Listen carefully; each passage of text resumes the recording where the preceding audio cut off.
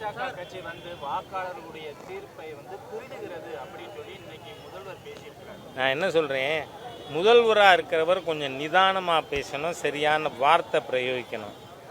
இது special intensive ரிவிஷன்கிறது முதல் தடவை நடக்குதா? இதுவரை 10 முறை நடந்திருக்கிறது. கடைசியாக 2003 நடந்தது. அதுக்கப்புறம் 197 தொகுதி, மீதி 37 தொகுதி 2005 நடந்தது. ஸோ பீரியாடிக்கலாக நடக்கக்கூடிய ஒரு எக்ஸசைஸ். சீஃப் எலெக்ஷன் கமிஷனர் 12 மாநிலத்துக்கு சேர்த்து சொல்லியிருக்கார். அதுக்கு ப்ரொசீஜர் அறிவிச்சிருக்கார். நீங்கள் உங்கள் கட்சிக்கு BLA 2 திமுகக்கு இருக்கா? BLA 2 காங்கிரஸுக்கு இருக்கா? BLA 2 சூனா வெங்கடேசன் அவரோட கட்சி பேர் என்ன? கம்யூனிஸ்ட். அதுக்கு இருக்கா BLA 2? அவங்கெல்லாம் என்ன பண்ணுறாங்க? உங்களை ஒழுங்காக வேலை பார்க்க சொல்லுங்கள். என்ன அரசாங்கம் டிரான்ஸ்பரண்ட்டாக இந்த இஷ்யூவை அணுகுது. எலெக்ஷன் கமிஷனுங்கிறது ஒரு இண்டிபெண்டன்ட் ஸ்டாச்சுட்டரி பாடி. நீங்கள் கட்சிக்கு அங்கீகாரம் வாங்கும் பொழுது நாங்கள் தேர்தல் கமிஷனுடைய விதிமுறைகளுக்கு உட்பட்டு நடப்போம்னு சொல்லி அஃபிடவிட் கொடுத்து தான் திமுக ரெகக்னிஷனே வாங்கியிருக்கீங்க.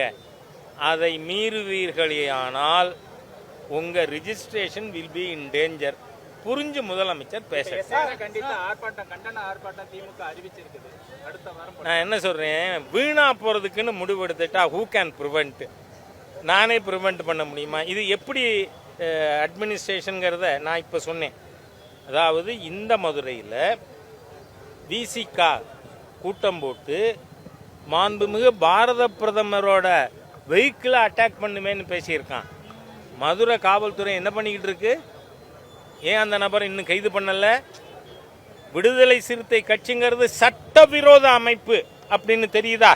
ஏன்னா பிரதமரோட வண்டியை தாக்குவேன்னு சொல்கிற மாதிரி சட்டவிரோதம் தானே. அதனால சொல்கிறேன், இதை நீங்களும் புரிஞ்சு கொண்டு மக்கள்கிட்ட கொண்டு போவீங்க.